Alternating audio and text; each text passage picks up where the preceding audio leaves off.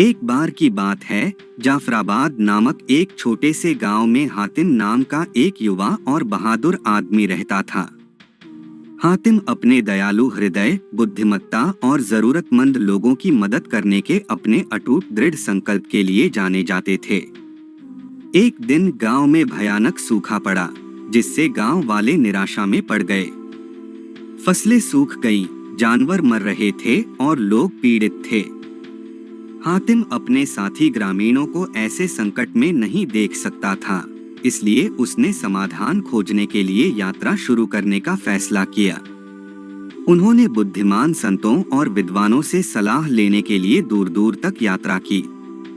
महीनों की खोज के बाद अंततः उसे एक प्राचीन पुस्तक मिली, जिसमें एक रहस्यमय जंगल के भीतर छिपे जादुई झरने के बारे में बताया गया था। किंवदंती है कि इस झरने में भूमि पर जीवन वापस लाने की शक्ति थी। हातिम बिना समय बर्बाद किए जंगल की ओर चल दिया। यात्रा जोखिम भरी थी, हर मोड़ पर खतरनाक जीव और बाधाएं थीं।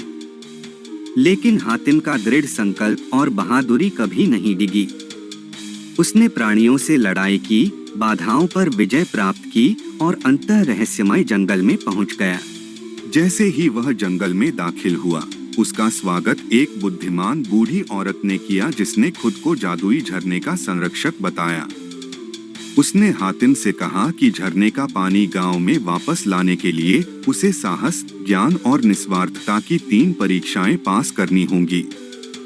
हातिम ने बिना किसी हिचकिचाहट के चुनौती स्वीकार कर ली।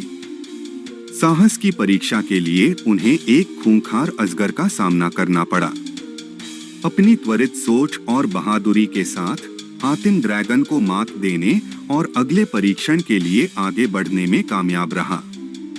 बुद्धि की परीक्षा के लिए हातिम को एक जटिल पहेली को हल करना आवश्यक था।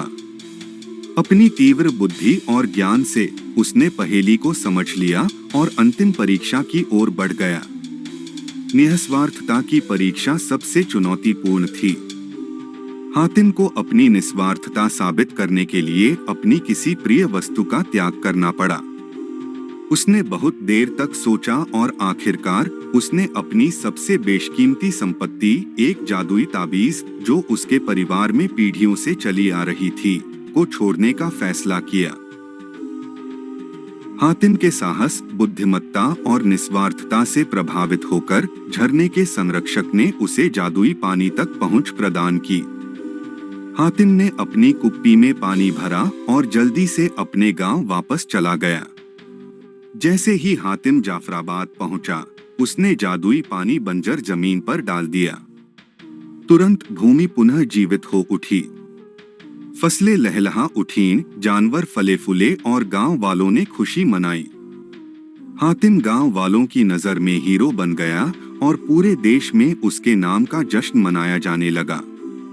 उन्होंने ग्रामीणों को साहस, बुद्धिमत्ता और निस्वार्थता का महत्व सिखाया और वे हातिम की बहादुरी और दूसरों की मदद करने के दृढ़ संकल्प के लिए आभारी होकर हमेशा खुश रहे।